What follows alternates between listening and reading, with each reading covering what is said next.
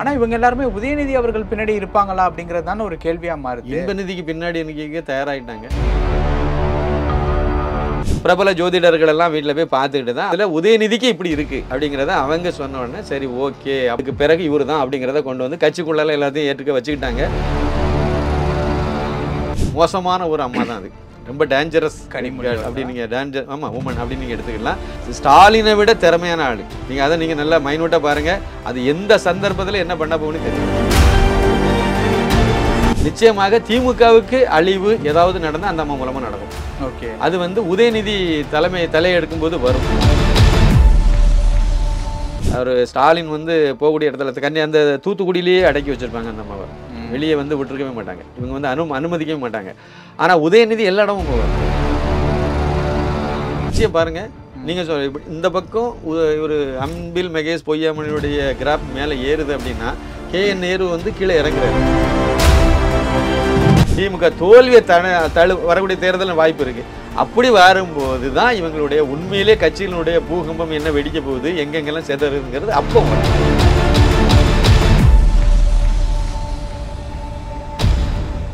ரியலோ நேயர்களுக்கு வணக்கம். இன்று நம்மளுடைய நேர்காணலுக்கு அரசியல் விமர்சகர் திரு சின்னப்ப கணேசன் அவர்கள் இணைஞ்சிருக்காங்க. சார் வணக்கம். வணக்கம் சார். வணக்கம் வணக்கம். ரியல் ஒன் நெஞ்சங்களுக்கு எனது பணிவான வணக்கம் சார். 2026 சட்டமன்ற தேர்தலை பொறுத்த வரைக்கும் திமுகவில் வந்து சீனியர்களுக்கு வாய்ப்பு ரொம்ப குறைவாக இருக்கும் அப்படின்ட்டு வந்து சில தகவல் வந்து சொல்லப்படுது. சீனியர்னு நான் சொல்கிறது பெரியசாமி, பொன்முடி, KN நேரு, இந்த 70 அபோவில் இருக்கக்கூடிய எல்லா அமைச்சர்களுக்குமே வந்து அமைச்சர்களில் தான் இருக்காங்க. அவங்களுக்கு எல்லாருமே வந்து வாய்ப்பு கம்மியாக்கப்படும். அதுலேயும் குறிப்பாக காரணம் வந்து உதயநிதி அவர்கள் வந்து சொல்லப்படுது. அதாவது அவங்களுக்கு எல்லாருக்குமே வந்து ஒரு பிரியாவிடை கொடுத்துட்டு ஜூனியர்ஸ் எல்லாருமே உள்ளே இறக்க போகிறதா வந்து தகவல் வருது. அது உண்மையா? உண்மைதான். அது என்னை பொறுத்த வரைக்கும் எனக்கு தெரிஞ்ச வரையில் அது உண்மைதான். இது எப்படின்னா, திரு கருணாநிதி முதலமைச்சராக இல்லைன்னா கட்சியினுடைய தலைவராக இருந்த காலகட்டத்திலேயே வந்து ஸ்டாலின் வந்து அப்படியே உள்ளே வந்தார். அப்புறம் இளைஞரணி தலைவராக செயலாளராக இருந்தார். திமுகவினுடைய இளைஞரணி செயலாளர். அப்போ வந்து அவருக்குன்னு சில இதை உருவாக்குனார். சுரேசராஜன் எங்கள் ஏரியா கன்னியாகுமரி மாவட்டத்தில் சுரேசராஜன்லாம் பாருங்கள் 96 இதுலேயே ஒரு அமைச்சராக ரொம்ப ஜூனியராக இருந்திருப்பார். சின்ன வயசுலேயே அவர். அது வந்து என்ன சார் வயசு இருக்கும்? வயசு கரெக்டாக தெரியல. ஆனால் வந்து அந்த அமைச்சர்கள் பட்டியலில் அவர் ரொம்ப ஜூனியராக 30-35 அவ்வளோதான் இருக்கும். அதுக்கு கரெக்டான வயசு தெரியல. ரொம்ப எல்லாருமே ஆச்சரியப்பட்டாங்க. எங்கள் தொகுதியில் தான் வெற்றி பெற்றார் அவர், கன்னியாகுமரி சட்டமன்ற தொகுதியில். அப்போ வந்து அவருக்கு வந்து அந்த இதை கொடுக்கும்போதே இவர் வந்து ஸ்டாலினுடைய ஆள், இளைஞரணியில் உள்ளவர், ஸ்டாலினுக்காக கொடுத்துருக்காங்க அப்படின்னு சொல்லி ஒரு ஆளை நான் இப்போ கோடிட்டு காட்டின ஆள். அதுக்கு பிறகு நீங்கள் அந்த கிராஃப் அப்படியே பார்த்தீங்கன்னா அப்படியே கொஞ்சமாக ஒரு பக்கம் இவருக்கு ஒத்துப்போகக்கூடிய ஸ்டாலினுக்கு ஒத்துப்போகக்கூடிய ஆட்களாகவே எல்லா இடமுமே எல்லா மாநிலம் முழுக்கவே வந்தாங்க.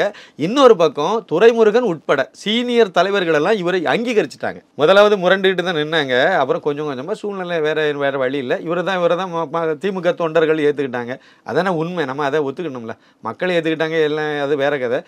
எது தானே முதலமைச்சரை வச்சுருக்காங்க. அப்போ நம்ம அந்த பாயிண்டில் பார்த்தீங்கன்னா அவரை தான் ஏற்றுக்கிறாங்க. அவரை மிஞ்சி துரைமுருகனை ஏற்றுக்கலை, இல்லைன்னா வந்து இவர் அன்பழகனை ஏற்றுக்கலை, இல்லை ஆற்காடு வீராசாமியை ஏற்றுக்கலை. அவங்கெல்லாம் சீனியர் ஆட்கள் தானே, அவங்களெல்லாம் ஏற்றுக்கலை. அந்த இடத்துல இவர் என்ன இருந்தாலும் கருணாநிதிக்கு மகனாக இருந்தாலும் வயசு கம்மியாக இருந்தாலும் அதுதான். இதே தான் மேலேயும் இருக்குது. சோனியா காந்தி அடுத்து அப்படி பார்த்தீங்கன்னா ராகுல் காந்தி, இல்லைன்னா பிரியங்கா, இப்படி தான் போகிறாங்களே ஒழிய பி சிதம்பரத்தையே இல்லை வேறு யாரையோ வந்து பேருக்கு வேணால் சொல்லிக்கலாம். அதுதான் நல்லவர். அப்போ இந்த அடிப்படையில் பார்க்கும்போது இவருக்கு வந்து இவரை மற்றவங்க வேறு வழியில் ஒத்துக்கிட்டாங்க. அது எல்லா கட்சியிலும் உள்ள ஒரு நிலவரம் தான். இவர் மேலே வரும்போது வேறு வழியில் இனிமேல் இவர் இந்த பக்கம் இருந்தால் தான் சரின்னு நினைக்கும் போது வேறு வழி இல்லைன்னா ஏற்றுக்கிடுவாங்க. அதே மாதிரி துரைமுருகன் இப்போ வந்து கட்சியினுடைய பொதுச் செயலாளர் இருக்கார். பவர்ஃபுல் போஸ்டிங் அவரில் தான். 2வது இடத்துல அவர் தான் இருக்கார், தலைவருக்கு அடுத்த இடத்துல. அவரும் வந்து வயசாகியாச்சு. அவர் இருக்கிறது வரையும் கௌரவமாக இருக்கணும்னு நினைக்கிறாரு. அடுத்து அவர் என்ன பண்ணுறாருன்னா, அவருக்கு பையனுக்கு வாய்ப்பை கொடுத்துட்டு ஒதுங்கிறது தான் அவரும் தயாராக இருக்கார். அப்புறம் பையன் யாருக்கு இதில் இருக்கார், அப்படியே உதயநிதி இதுக்கு வந்துடுறாரு. உதயநிதியும் இந்த சூழ்நிலையெல்லாம் அன்றைக்கி அரசியலுக்கு புதுசாக இருந்தாலும் அவருக்கு இந்த சூழ்நிலையெல்லாம் அவருக்கு கரெக்டாக தான் சொல்லிக் கொடுக்குறாங்க. அவருக்கும் புரியுது. அதனால தான் இவர் இங்கேருந்து நேரே அங்கே போய் துரைமுருகன் வீட்டில் போயெல்லாம் வந்து ஆரத்தியெல்லாம் எடுத்தாங்க. அந்த அம்மாலாம் எடுத்தாங்க. ஆனால் கேட்டு பெர்மிஷன் வாங்கிட்டு எடுத்து இதெல்லாம் பண்ணினாங்க. அதெல்லாம் வந்து அவருக்கும் தெரியுது. அப்போ சீனியர்களெல்லாம் ஓரம் கட்டணுங்கிறது இவர் இப்போவுமே ஓரம் கட்டிட்டாங்க சார். இப்போ மட்டும் என்ன இருக்குன்னு நினைக்கிறேன். இல்லை, இப்போது சீனியர்களெல்லாம் யார் எடுக்கிறா? உதயநிதி தான் எடுக்கிறாரு சொல்லப்படுது. உண்மை தான் சார். ஓகே, உண்மை தான். இப்போ என்னன்னா, இப்போ வந்து KN நேரு அவர்களாக இருக்கட்டும், பெரியசாமி அவர்களாக இருக்கட்டும், பொன்முடி அவர்களாக இருக்கட்டும், இந்த மாதிரியான சீனியர் மோஸ்ட் மினிஸ்டர்ஸுக்கு ஸ்டாலின் அவர்கள் பின்னாடி நிற்கிறது கூட ஓகே தான். ஆனா இவங்க எல்லாருமே உதயநிதி அவர்கள் பின்னாடி இருப்பாங்களா அப்படிங்கிறது தானே ஒரு கேள்வியா மாறுது. இன்பநிதிக்கு பின்னாடி எனக்கு தயாராகிட்டாங்க, அதே ஏற்றுக்கிட்டாங்களே அவங்க, வேற வழி இல்லை. இது போனால் தான் இது என்ன வரல இப்போமே வரலன்னு சொல்கிறீங்க. ஆனால் அவரை மேடையில் ஏற்றி இப்போமே அந்த இளைஞரணி மாநாட்டிலே அவரை கொண்டு உட்கார வச்சாங்க. அதுபடி ஜல்லிக்கட்டு நீங்கள் சொன்ன மாதிரி ஜல்லிக்கட்டுலேயும் அவரை இது பண்ணாங்க. இன்னும் அடுத்து என்னமோ அவர் தான் வருவார்னு எல்லாத்துக்கும் நம்ப வச்சுட்டாங்கல்ல, அப்படியே கொண்டு வந்துட்டாங்க. இதுமே அவங்க அதுக்கு தெரியுது, அவங்களுக்கு வேற வழி இல்லை அப்படிங்கிறது தெரியுது.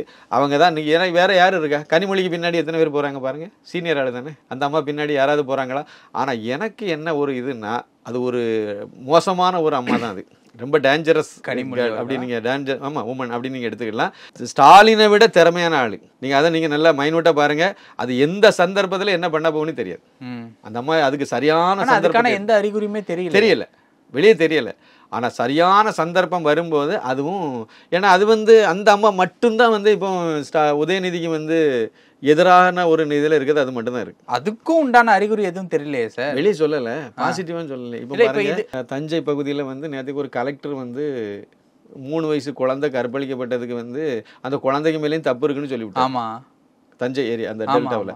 உடனே இந்த அம்மாவுடைய ட்வீட் எடுத்து பாருங்க, இதெல்லாம் நம்ம ஏற்றுக்கொள்ள முடியுமா அப்படி தான் கொஸ்டின் போட்டு தான் வச்சாங்க.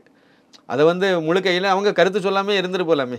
நம்ம விமர்சனம் பண்ணலாம், அந்த அம்மா என்ன ஏன் பண்ணலை, எங்கே போச்சுதுன்னு கேட்கலாம். ஆனால் அந்த அம்மாவுடைய இதில் அவங்க கருத்து சொல்லணும்னு அவசியம் கிடையாது. ஆனால் அந்த கருத்து நேரம் நெகட்டிவாக போது உடனே அவங்க ட்ரான்ஸ்ஃபரும் பண்ணுறாங்க. இவங்க சொன்னனால பண்ணாங்கன்னு சொல்லலை. அண்ணாமலையும் பேசினார், எல்லா இடமும் வைரலாகி போச்சு, எல்லாரும் காரி துப்ப ஆரம்பிச்சிட்டாங்க. ஒரு கலெக்டருக்கே தகுதி, யாராக இருந்தாலும் சரி, அவர் திமுக கட்சியெல்லாம் அரசியல்லாம் விட்டுருங்க, ஒரு கலெக்டர் இப்படி பேசலாமா? ஒரு 3 வயசு குழந்தை அதுக்கு என்ன தெரியும்? அதுக்கு அந்த குழந்தைக்கு மேலே பாதிக்கப்பட்ட குழந்தையே குற்றவாளி கொண்டுலன்னு ஏற்றுனாங்கன்னா, அது ஒரு கலெக்டர் ஏற்றுனார்னா அவர் செய்யலாமா? அது யாருக்குமே ஏற்றுக்கொள்ளக்கூடிய இதில் இல்லை. அதனால் அவரை மாற்றிருக்கலாம், இருக்கலாம். ஆனால் அதே சமயத்தில் நான் ட்வீட்டில் போய் பார்க்கும்போது இந்த அம்மா இப்படி தான் போட்டிருந்தாங்க. இதெல்லாம் நம்ம ஏற்றுக்கணும்னு அவசியம் கிடையாது, அந்த மாதிரி மீனிங்கில் தான் போட்டிருந்தாங்க. அந்த சந்தர்ப்பம் வரும்போது சில கருத்துக்கள் அங்கேயே சொல்லுவாங்க, இந்த பக்கம் அண்ணனுக்கு வாழ்த்தும் சொல்கிறாங்க. இதுவும் நடக்க தான் செய்யுது. ஆனால் என்னுடைய பார்வையில் கண்டிப்பாக அந்த அம்மா கொஞ்சம் டேஞ்சரான ஆள் தான். நிச்சயமாக திமுகவுக்கு அழிவு ஏதாவது நடந்தால் அந்த அம்மா மூலமாக நடக்கும். ஓகே, அது உதயநிதி தலையெடுக்கும்போது வரும். இன்னும் ஒரு கொஞ்ச நாளையில் வரக்கூடிய எலெக்ஷன் வரை தான் இவர் முன்னிலைப்படுத்துவார்னு நினைக்கிறேன். ஸ்டாலினை முன்னிலைப்படுத்தி தேர்தல் வரைக்கும் தான் போகுங்கிறது என்னுடைய பார்வை. அவர் உடல்நிலையும் சரி, மற்ற சில விஷயங்களையும் வச்சு பார்க்கும்போது அதனால தான் விஷயங்கள்னா என்ன சார், ஜோதிட ரீதியான அவங்க அதை ரொம்ப ஆழமாக நம்புகிறாங்க. நம்ம நம்புகிறோமோ இல்லையோ அவங்க நம்புகிறாங்க. ஜோதிட ரீதியாக உதயநிதி ஸ்டாலினுக்கு தான் இப்போ நல்லா இருக்குது. ஸ்டாலினுக்கு வரக்கூடிய இந்த மாதம் 30ஆம் தேதின்னு நினைக்கிறேன் சனி பயிற்சி ஏதோ வருது, அப்புறம் குரு பயிற்சி, இது எதுவுமே அவருக்கு சாதகமாக இல்லைன்னு ஜோதிடர்கள் சொல்கிறாங்க. ஒரு தடவை கேட்டேன், ஜோசியம் பார்க்குறவர் தான் பார்த்தாரு. அப்போ பார்க்கும்போது இவங்களெல்லாம் அனலைஸ் பண்ணி சொல்லும்போது, பிறந்த நாள் எதுமா இப்படி சொல்கிறீங்க? இல்லை, உடல்நிலை எப்படி இருக்கு, நம்ம நெகட்டிவாக சொல்கிறேன்னு இல்லை. அதனால தான் உதயநிதியே அவங்க ஃபோக்கஸ் பண்ணி கொண்டு வந்தாங்க. முதல் அவரை அரசியலுக்கு அவரை கொண்டு வரணும்னு அபிப்பிராயமே அந்த குடும்பத்துக்கு இல்லாமல் தானே இருந்திருக்கு. அப்படியா? அவரே தானே சொன்னார். அவர் உதயநிதியே சொல்லியிருப்பார் பாருங்க, பல அதெல்லாம் சீனியர் தலைவர்கள் இருக்காங்க, அவங்க பார்த்துருவாங்க. நமக்கு நான் அந்த குடும்பத்தில் பிறந்தனால நான் அரசியலுக்கு வரணும், அது பிறகு நான் தான் பண்ண போகிறேன்லாம் எந்த இதுவும் கிடையாதுலாம் எல்லாம் சொன்னாங்கல்ல. அதுக்கு பிறகு என்ன பண்ணாங்க, ஜோசியம் பார்த்தாங்க, அவருக்கு ஜோதிடம் பார்த்தாங்க. எல்லாத்துக்கும் குடும்பத்தில் எல்லாத்துக்கும் பார்க்கும்போது அடுத்து முதலமைச்சர் அவருடைய ஸ்டாலின் வாய்ப்பு இருக்கான்னு பார்த்தாங்க. எல்லாம் பார்க்கும்போது தான் பிரபல ஜோதிடர்கள் எல்லாம் வீட்டில் போய் பார்த்துக்கிட்டு தான் அப்போ இவருக்கு எப்படி இருக்குது, அதே சமயத்தில் உதயநிதிக்கு இப்படி இருக்குது அப்படிங்கிறத அவங்க சொன்ன உடனே சரி ஓகே, அப்போ அடுத்த இது இவரை தான் அப்போ நம்ம கிளம்பி இறக்குனா சரியாக இருக்கும். கரெக்டாக இறக்குனாங்களா இல்லையா? ஜோசியர் என்ன தெரியுமா சொன்னார், உதயநிதிக்கு நல்ல ஜாதகங்க, அவருக்கு நேரம் நல்லா இருக்குது, அதனால் அவர் தான் அந்த கட்சிக்கு என்னமோ அவர் தான் லீட் பண்ணி போவார். அதில் இப்போவே அவர் எல்லாம் வெளிப்படையாக தெரிஞ்சது தான், ஜோசியர் சொல்லி தான் தெரியணும் இல்லை, வருவார் எல்லாம் சொல்லிட்டு சொன்னார். நான் கேட்டேன், நல்ல நேரம்னு சொல்கிறீங்க, ஆனால் அவர் துணை முதலமைச்சர் இப்போ மட்டும் என்னவா, அவர் தானே முதலமைச்சர் வேலையும் அவர் தானே செய்கிறார், அவரை மீறி ஏதாவது நடக்குதா ஆட்சியில், நடக்க முடியுமான்னு கேட்டார் என்கிட்ட. அப்போ யோசிக்கும் போது கரெக்டாக தான் இருக்குது. அதனால் ஜோதிட ரீதியாக அதில் நம்பிக்கை உள்ளவங்க அப்படி எடுத்தாலும் சரி, இல்லை நீங்கள் நம்பிக்கை இல்லாமல் நம்ம பொதுவாக நம்ம பேசுகிறதா இருந்தாலும் சரி, ஒரு உடல்நிலை அந்த அளவுக்கு ஒன்றும் கை கொடுக்கும் மாதிரி தெரியலை. கிரக அமைப்பு படி பற்றி அஷ்டமத்து சனியே வருதான், 7ல் சனி, அது 8ல் சனி வந்துச்சுனாலே அது ரொம்ப பாதிக்கக்கூடிய ஒரு இதுதான். அதனால் அவருக்கு இன்னமும் ஒரு பலவீனப்பட தான் செய்வார், உடல் ரீதியாக இன்னும் கஷ்டப்பட தான் செய்வார் அப்படிங்கிறத ஒரு பாயிண்ட் சொல்கிறாங்க. ஜோதிடர்கள் சொல்லக்கூடியதில் அதை சொல்கிறாங்க. இதெல்லாம் கூட்டி கழிச்சு பார்க்கும்போது இவரை அவங்க கரெக்டாக தான் பிளான் பண்ணி முன்னிலைப்படுத்துகிறாங்க. உதயநிதியை முன்னிலைப்படுத்தி அதுக்கு பிறகு இவர் தான் அப்படிங்கிறத கொண்டு கட்சிக்குள்ளால் எல்லாத்தையும் ஏற்றுக்க வச்சுக்கிட்டாங்க. சீனியர் தலைவர்கள் நீங்கள் சொன்ன முதல் இது அதுதான் நம்ம விவாதத்துக்கு தானே எடுத்துக்கிட்டோம். மூத்தவங்க அதை ஏற்றுக்குவாங்க சார், ஏற்றுக்குவாங்க. நம்ம ஏற்றுவாங்க, வேறு வழி இல்லை, இல்லை சோறு கிடைக்காது, அதனால் ஏற்றுக்குவாங்க. கனிமொழி பின்னாடி எத்தனை பேர் போவாங்கங்கிறது ஒரு இது இருக்குது. ஆனால் அந்த அம்மா மோசமான ஆள் தான். நிச்சயமாக அவங்களுடைய அந்த சரியான நேரத்தில் அவங்களுடைய இதை பண்ணுவாங்க. நீ நல்லா பாருங்கள், அவர் ஸ்டாலின் வந்து போகக்கூடிய இடத்துல அந்த தூத்துக்குடியிலேயே அடக்கி வச்சுருப்பாங்க அந்த அம்மாவை. வெளியே வந்து விட்டுருக்கவே மாட்டாங்க. இவங்க வந்து அனுமதிக்கவே மாட்டாங்க. ஆனால் உதயநிதி எல்லா இடமும் போவார், எல்லா இடமும் போவார், எல்லா இதுவும் நிகழ்ச்சி நடக்கும். இவங்க தூத்துக்குடி தென்காசி அந்த தென் மாவட்டத்துக்குள்ளே தான் இவங்களை முடக்கி வச்சுருப்பாங்க. அதுக்கு வெளியே வந்து எங்கேயுமே பெரிய அளவில் கட்சிக்கு உள்ள அளவில் நிகழ்ச்சிகள், மற்றபடி எம்பி தான். அதனால் தூத்துக்குடி எம்பிங்கிறனால வேறு இதுவும் கிடையாது. கட்சியில் ஆனால் வந்து முக்கியமான துணை பொதுச் செயலாளர் பதவியெலாம் இருக்காங்கல்ல, அதனால் கொடுக்கலாம்ல, ஏதாவது செய்யலாம்ல. ஆனால் அந்த இடத்துல அவங்கள வந்து கொஞ்சம் மட்டம் தட்டி தான் கீழே தான் வச்சு ஒதுக்கி தான் வச்சுருக்காங்க. அவங்களும் கருணாநிதிக்கு மகா தானே, என்னைக்கு இருந்தாலும் அவங்களுக்கும் அந்த இது வரதானே செய்யும். சரியான சந்தர்ப்பத்தில் அதை வெளிப்படுத்துவாங்கன்னு நான் நினைக்கிறேன். அப்படி வருது. அநேகமாக உதயநிதியை முன்னிலைப்படுத்தும் போது முன்னிலைப்படுத்திட்டாங்க, இவருக்கு தலைமை ஏற்று வரக்கூடிய நேரத்தில் அது வெடிக்கும்னு நான் நினைக்கிறேன். ஓகே, இன்னொரு விஷயம் பார்க்கும்போது உதயநிதி அவர்கள் வந்தார் அப்படின்னா அந்த செட்டில் இருக்கக்கூடிய டிஆர்பி ராஜா, அன்பில் மகேஷுக்கு ஒரு நல்ல வாய்ப்பு இருக்கும்.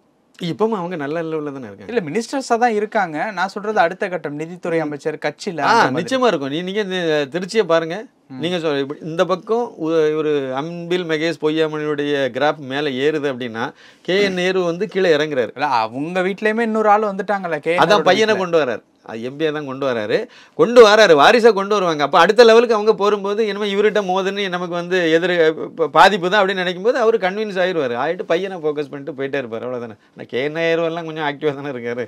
அவர் சரண்டர் ஆயிடுவார் சார். என்னை பொறுத்த வரைக்கும் அதுதான், நான் அப்படியே பண்ணிவிடுவேன்னு சொல்லிட்டு அவர் போயிடுவார்னு தான் நான் நினைக்கிறேன். தங்கம் தென்னரசாக இருக்கட்டும், எல்லாருமே யார் முரண்பட்டு யார் நிற்பாங்க, துரைமுருகனே நிற்க மாட்டார், அவரே ஒத்துக்குவார். அவரே தான் சுச்சுவேஷன் அப்படிங்கிறத புரிஞ்சுக்கிட்டு சூழ்நிலையை புரிஞ்சுட்டு. ஆனால் அப்படியே பாருங்கள், கனிமொழி வந்து வெளியே வந்து அந்த பக்கம் தராசு அது வந்து தாழ்ந்து போகுது, இல்லைன்னா அது பவர்ஃபுல் சக்தி வந்து அந்த பக்கம் அதிகமாகுது, பலம் கூடுதுன்னு ஒரு சூழ்நிலை வந்துச்சுன்னா அப்போ தான் இவங்களுடைய இது வரைக்கும். இல்லைன்னா திமுக தோக்கணும், திமுக தோல்வியை வரக்கூடிய தேர்தலில் வாய்ப்பு இருக்குது. அப்படி வரும்போது தான் இவங்களுடைய உண்மையிலே கட்சியினுடைய பூகம்பம் என்ன வெடிக்க போகுது, எங்கெங்கெல்லாம் செதறுதுங்கிறது அப்போ வரும். அது வெற்றி, அது அந்த எலெக்ஷனை சந்தித்து தோல்வியை சந்திக்கிற வரைக்கும் இவங்க வந்து எல்லாம் அப்படியே தான் இருப்பாங்க, சைலண்டாக. வேறு வழி இல்லை. இருக்கிறது வரைக்கும் நல்லா பதவியை ஆரம்பிச்சுட்டு இருக்கலாம். துறைமுறைகள் எல்லாம் அமைச்சர் பதவி இருக்குது, அதனால் போயிட்டே இருக்கலாம். ஆனால் இது என்னுடைய பார்வை. பல விஷயங்கள் பகிர்ந்துக்கிட்டீங்க. நேரத்துக்கு ரொம்ப நன்றி. மிக்க நன்றி. நன்றி, வணக்கம்.